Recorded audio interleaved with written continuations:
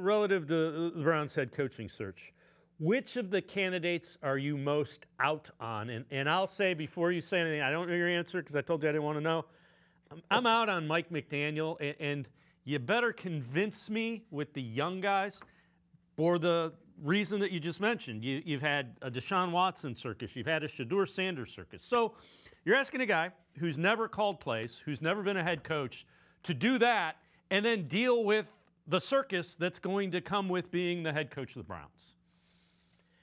Yeah, so it was an interesting question that we put up for, we have what's called the feed. It's just kind of a place for Browns fans to kind of hang out, spend time with staff and with each other. And we put it up there. We wanted to get an idea of just kind of where people were. And people ended up on two sides of that. And it's a very clear line. And so the one line was, I just don't want an idiot at a very base level.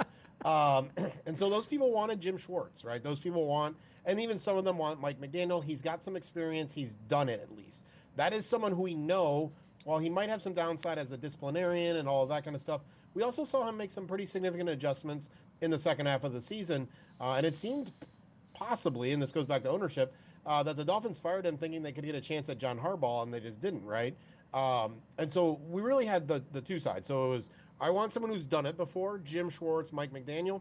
And then we had the other side, which was, I just want someone interesting and new. And just to be honest, and this probably goes on the line with where the Browns are generally thinking, I'm not really a big fan of good. I know winning games is really, really important. But the reality is that in the NFL, NBA, Major League Baseball, whatever it is, winning games is not the actual goal. The goal is to win your division. The goal is to win the Super Bowl, right? AFC Championship along the way for those on that side of the bracket. And so do I think Jim Schwartz could be a good head coach? He wasn't great in Detroit, but he was okay. Yes, I think Jim Schwartz could be a good head coach. He has some issues, right? There are just some things. He's very stubborn. He doesn't like to adjust. He's going to do things his way. I think he could be a good head coach. I don't think he can be an AFC Championship head coach. I don't think he can be a Super Bowl head coach. So for me, I'm actually out on Jim Schwartz. Even though I think he could be a good head coach for this team, I want to invest in upside in general.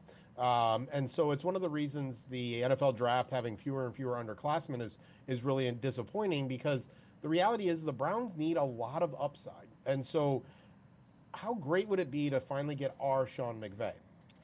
Now, I'm probably out on Shieldhouse coming out of the Rams, just a little bit behind. I haven't heard the same kind of things as we have from the Jaguars, young OC at 30 years old. Mike McDaniel, I think there is some good there. Jesse Minter probably should be at the top of the list. Young, but a lot of people are really interested in him. But he's a defensive guy, right? And so for every defensive guy, the question is, who are you bringing in as your offensive coordinator? And can they establish a system quick enough before they get hired as a head coach in a year or two? So for me, at this point, I'm gambling on upside, uniqueness. And I don't know if Jim Schwartz has that kind of in him. And does he have someone to bring in as an offensive coordinator? If it's not Tommy Rees, who, again, is a fine up-and-coming coach, he might actually be a better head coach than he is an offensive coordinator.